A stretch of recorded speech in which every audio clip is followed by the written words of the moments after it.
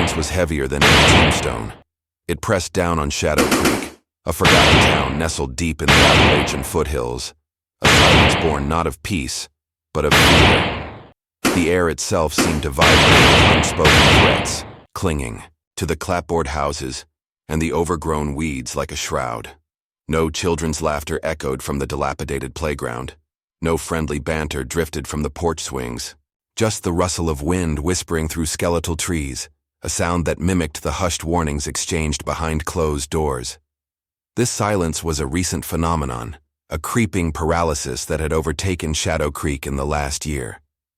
Before, it had been a town like any other, struggling, yes, with dwindling industry and generational poverty, but alive. There were Friday night football games under flickering stadium lights, gossip exchanged at the dusty diner, and the comforting rhythm of life, however mundane. Now the stadium lights were broken, the diner windows were boarded up, and life had become a muted whisper, conducted in stolen glances and hushed tones. The cause of this suffocating silence had a name: the Serpent.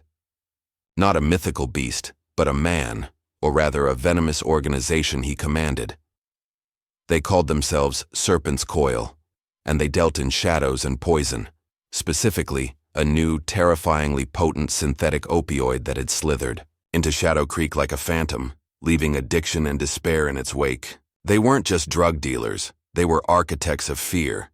They controlled the town with an iron fist wrapped in silken promises, corrupting law enforcement, silencing dissent, and turning neighbor against neighbor.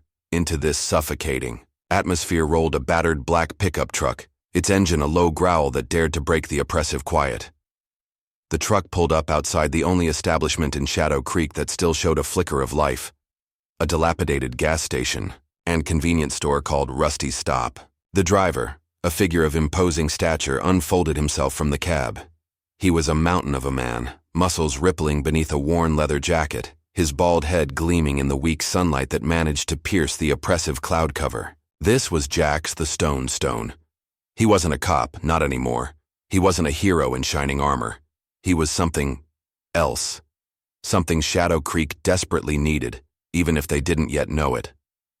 Jax surveyed the town, his gaze like granite, taking in the boarded-up windows, the graffiti that was more like silent screams etched onto brick walls, the palpable air of desolation. His eyes, a startlingly bright blue against his weathered face, held a depth of experience, a weariness, but also a spark of unwavering resolve. He wasn't here by accident. Shadow Creek had been a whisper in the back of his mind, a ghost from a past he'd tried to bury. Now the whispers had become a roar, demanding his attention. He'd heard the stories, the desperate pleas that had somehow slipped through the Serpent's net. He'd seen the statistics, cold numbers that translated into broken lives, stolen futures. Jax pushed open the creaking door of Rusty's Stop, a bell above the entrance jingling weakly, a sound that seemed almost defiant in the pervasive silence. Inside, the air was thick with the smell of stale coffee and despair. Behind the counter, a man with tired eyes and a face etched with worry, Rusty himself, looked up, startled. He recognized Jax instantly, a flicker of disbelief, then a fragile hope lighting his weary features. "Jax, Stone." Rusty's voice was barely a whisper, as if afraid even the walls had ears. Jax nodded, his voice a low rumble that cut through the silence. "Rusty, it's been a while."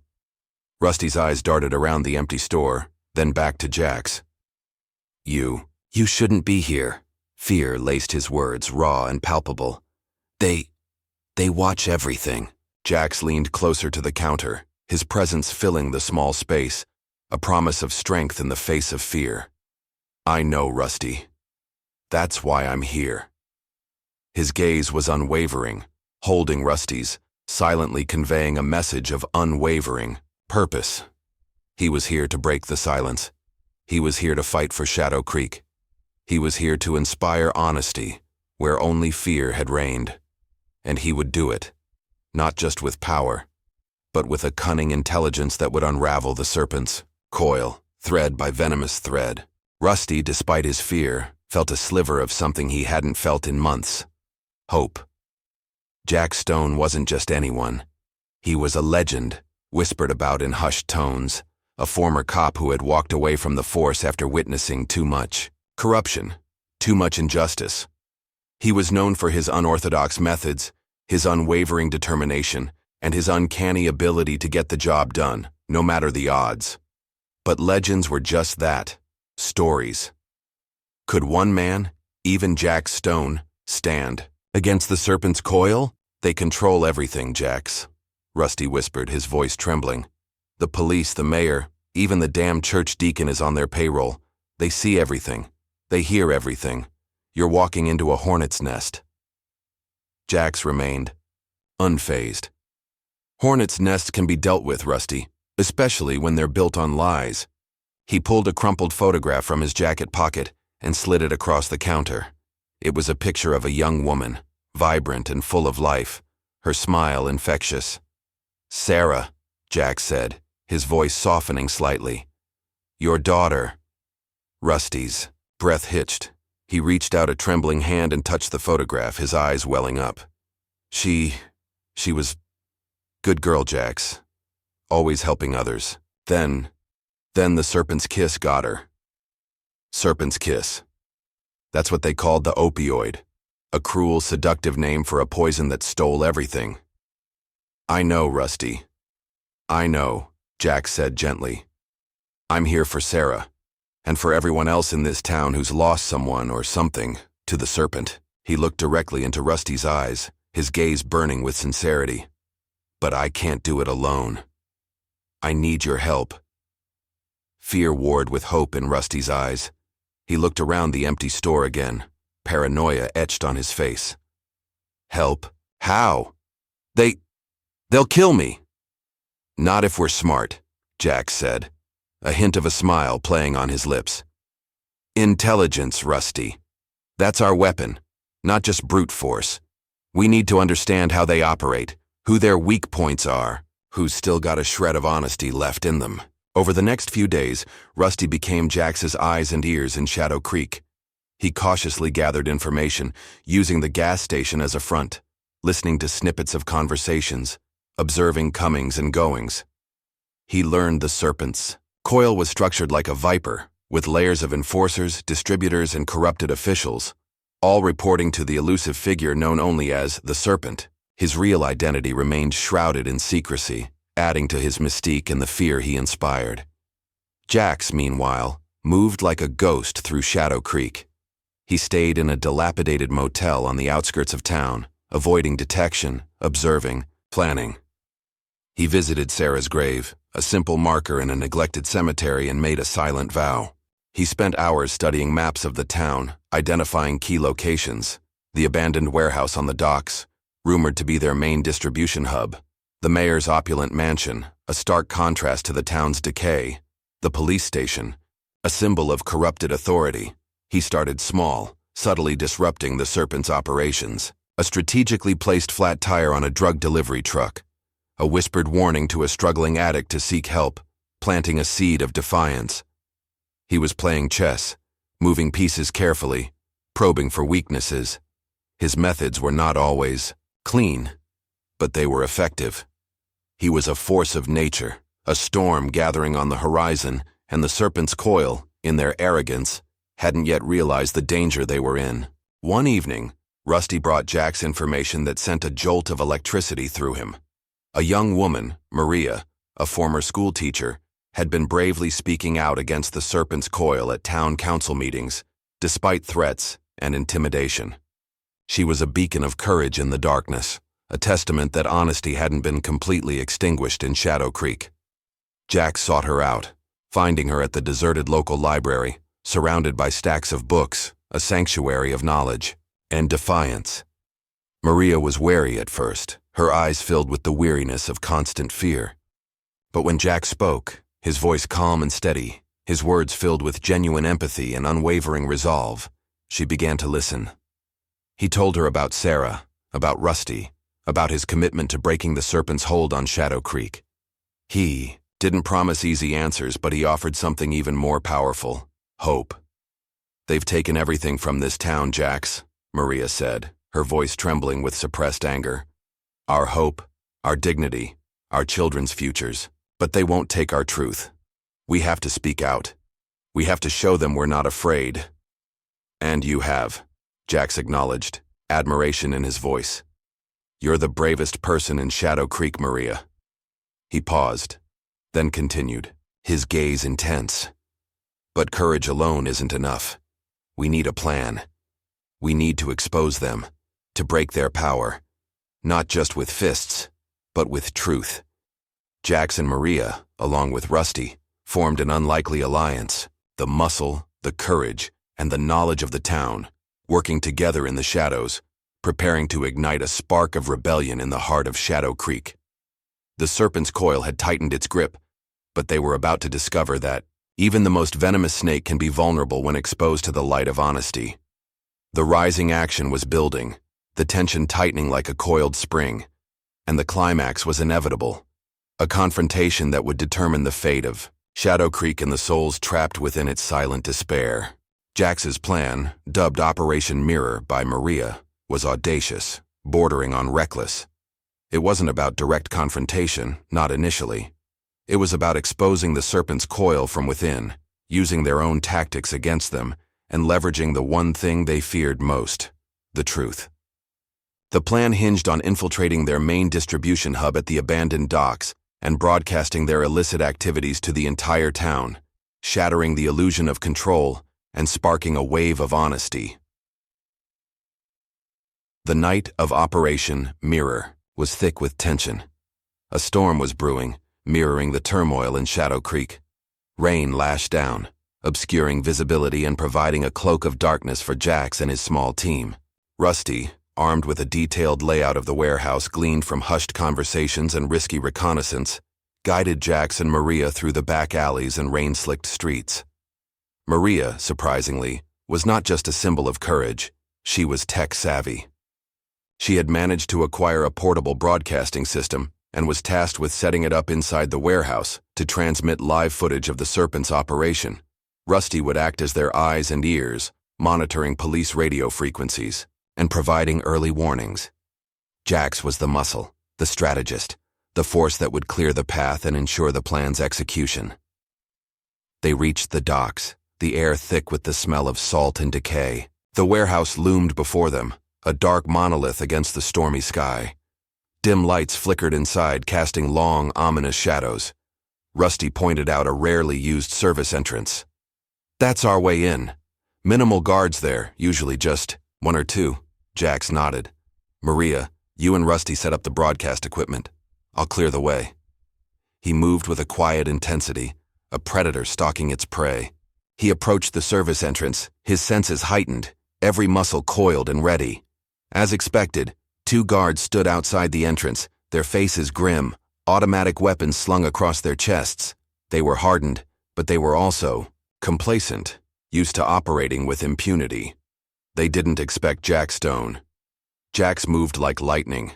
He disarmed the first guard before he could even react, using a swift, brutal move learned in his years on the force. The second guard fumbled for his weapon, but Jax was already on him, a whirlwind of controlled fury. In seconds, both guards were neutralized, unconscious but unharmed, a testament to Jax's disciplined approach. He wasn't there for bloodshed. He was there for justice. Inside the warehouse, chaos reigned. Workers scurried around, loading and unloading crates filled with Serpent's Kiss, the synthetic opioid that was tearing Shadow Creek apart. The air was thick with the chemical stench and the nervous energy of illicit activity. Jax moved through the warehouse like a phantom, taking down guards silently, efficiently, creating a path for Maria and Rusty. They reached the central control room, a fortified office overlooking the warehouse floor. This was the nerve center of the operation, where the Serpent's lieutenants oversaw everything. Inside, 3 men, heavily armed and alert, monitored. Security cameras and barked orders into radios. This was the real challenge. Jax burst through the door, a force of nature unleashed. The element of surprise was his weapon. The lieutenants reacted instantly, weapons raised. A firefight erupted, the roar of gunfire echoing through the warehouse, shattering the relative silence that had preceded it.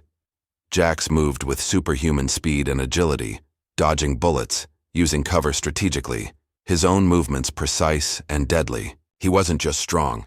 He was intelligent, tactical, anticipating their moves, exploiting their weaknesses. Maria and Rusty, meanwhile, were frantically setting up the broadcast equipment in a nearby office, their hands trembling, but their resolve unwavering. Maria managed to tap into the warehouse's security camera feed and patch it into her broadcasting system. Rusty, using his knowledge of the town's emergency frequencies, hijacked the local radio waves, overriding the usual programming with a piercing emergency alert tone. Outside, in the storm-lashed streets of Shadow Creek, radios crackled to life. The emergency tone jolted people from their fearful slumber. Then Maria's voice, clear and strong, cut through the static. "People of Shadow Creek, listen to me. This is Maria Rodriguez. What you are about to see is the truth. The truth about the Serpent's Coil and the poison they are spreading in our town." On radios, televisions, and even some strategically placed smartphones Maria had pre-programmed, the live feed from the warehouse flickered to life. The people of Shadow Creek saw it all. The mountains of drugs, the armed thugs, the blatant criminal activity, all happening under their noses, protected by corruption and fear. They saw Jack Stone, a figure of unwavering strength, fighting against impossible odds, fighting for them. Inside the control room, the firefight reached its climax. Jax, using his intelligence and raw power, had cornered the Serpent's lieutenants. He disarmed them, not with bullets, but with a calculated display of force and unwavering resolve. He stood before them, not as a judge, but as a mirror, reflecting back at them the ugliness of their actions, the devastation they had wrought on Shadow Creek. Suddenly, a voice boomed through the warehouse, amplified by Maria's broadcasting system, but distorted, masked, chillingly familiar. "Jack Stone, I should have known you'd stick your nose where it doesn't belong." It was the Serpent himself, his voice laced with venom and fury. He had been monitoring the operation remotely, his control slipping away. Jax stood tall, facing the unseen Serpent, his voice resonating with unwavering conviction. "Serpent, your reign of terror ends tonight. Your lies are exposed. The people of Shadow Creek are waking up. Honesty is breaking your coil." The Serpent's response was a furious snarl, followed by the sound of radio static. He had been defeated, not by brute force alone, but by the power of truth, amplified and broadcast to the world. The climax had arrived, the tension broken, the truth unleashed, and the fate of Shadow Creek hung in the balance, waiting for the falling action to unfold. The immediate aftermath of the broadcast was a mixture of shock, disbelief, and then, slowly, a surge of raw, untamed anger in Shadow Creek. For months, they had lived under the weight of fear, silenced and oppressed. Now, the truth, raw and undeniable, had been thrust into the light. The Serpent's carefully constructed web of lies had been ripped apart, and the consequences were immediate and dramatic. People poured out of their homes, not in fear, but in a hesitant, then growing, wave of defiance. They gathered in the streets, radios and television still broadcasting the scene from the warehouse. The sight of Jack Stone, standing amidst the chaos, a beacon of strength, ignited a spark of courage they thought had long been extinguished. The corrupted police force, caught completely off guard, was paralyzed. Their authority, built on intimidation and complicity, crumbled under the weight of public exposure. Some officers, those who had been reluctantly complicit, quietly slipped away, their careers and reputations in ruins. Others, deeply entrenched in the Serpent's Coil, attempted to maintain control, but their efforts were futile against the tide of public outrage. Federal agents, alerted by Maria's broadcast and the ensuing chaos, descended upon Shadow Creek with swift efficiency. The warehouse was raided, the drugs seized, and the Serpent's lieutenants, along with the corrupted local officials, were arrested. The Serpent himself remained elusive, a phantom retreating into the shadows, but his organization, his grip on Shadow Creek, was broken. Jax, Maria, and Rusty emerged from the warehouse, blinking in the flashing lights of police cruisers and news vans that had converged on the docks. They were exhausted, battered, but victorious. The storm had subsided, leaving behind a cleansed and strangely quiet town. The silence now was different, not the oppressive silence of fear, but the stunned silence of liberation. The falling action wasn't just about arrests and investigations. It was about the emotional fallout, the slow, arduous process of healing and rebuilding. The Serpent's kiss had left deep scars on Shadow Creek: addiction, broken families, and a pervasive sense of distrust. The truth had been revealed, but the wounds were still raw. In the days that followed, Jack stayed in Shadow Creek, not as a vigilante, but as a guide, a catalyst for change. He worked with Maria and Rusty, and with the emerging leaders of the community, to establish support groups for addicts, to organize town hall meetings to address corruption, and to begin the long process of restoring trust and rebuilding their shattered town. The emotional consequences were profound. People who had been silenced for so long began to speak out, sharing their stories of loss, fear, and resilience. Honesty, once a dangerous commodity, became the currency of Shadow Creek.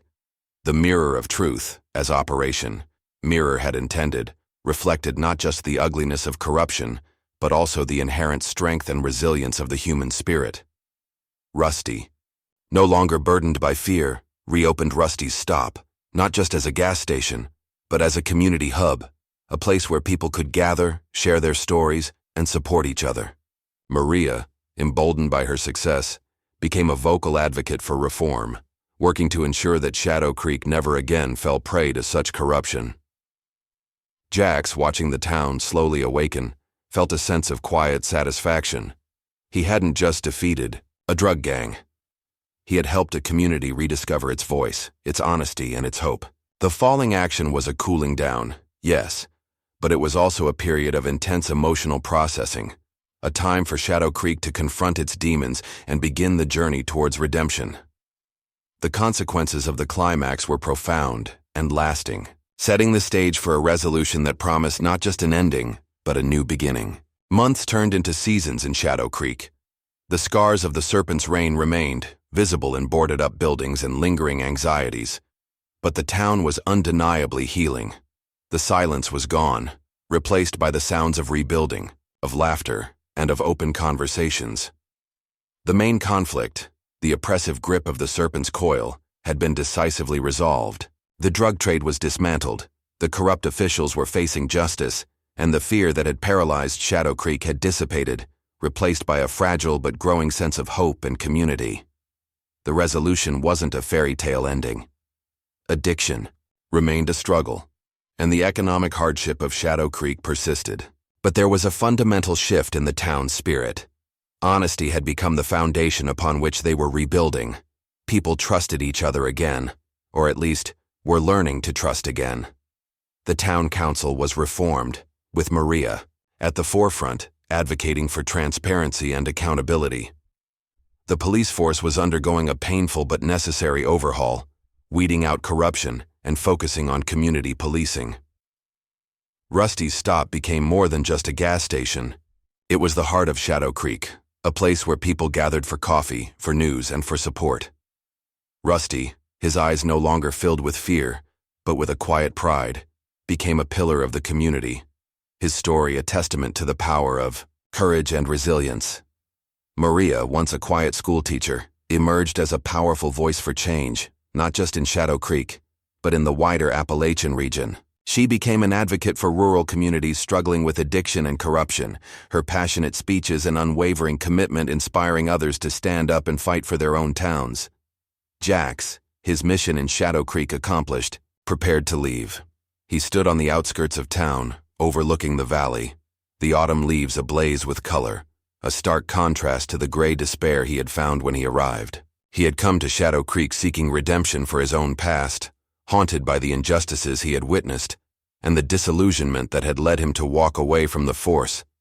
He had found it, not in vengeance, but in service, in helping a community find its own redemption. Maria and Rusty joined him, a silent farewell. "You're really leaving?" Maria asked, her voice tinged with sadness. Jax nodded, a rare smile touching his lips. "My work here is done. Shadow Creek is in good hands. Yours. We wouldn't have done it without you, Jax, Rusty said, his voice thick with emotion. You showed us what it meant to be honest, to be brave. You already had it in you, Rusty, Maria, Jax said, his gaze sweeping over them, then over the town. I just helped you find it again. Remember that. The power was always within Shadow Creek, in its people. The lessons of Shadow Creek were clear and profound. Fear is a powerful weapon, but honesty is stronger. Corruption thrives in silence, but truth, when spoken and amplified, can shatter even the most entrenched systems of oppression. And even in the darkest of times, hope, courage, and community can be rekindled, igniting a path towards redemption. Jax shook hands with Rusty, embraced Maria, a silent acknowledgement of the bond they had forged in the crucible of conflict. He climbed back into his battered pickup truck, the engine rumbling to life, a sound of freedom and departure. As he drove away, leaving Shadow Creek behind, he carried with him not just the satisfaction of a mission accomplished, but a deeper, more profound understanding of the power of humanity, the importance of honesty, and the enduring strength of the human spirit. The final emotions were not of triumphant victory, but of quiet hope, of a job well done, and of the enduring belief that even in the most forgotten corners of the world, redemption is always possible, one honest act, one courageous voice, at a time. The rock had left Shadow Creek, but the stone of honesty he had planted would continue to ripple outwards, inspiring not just a town, but perhaps a world.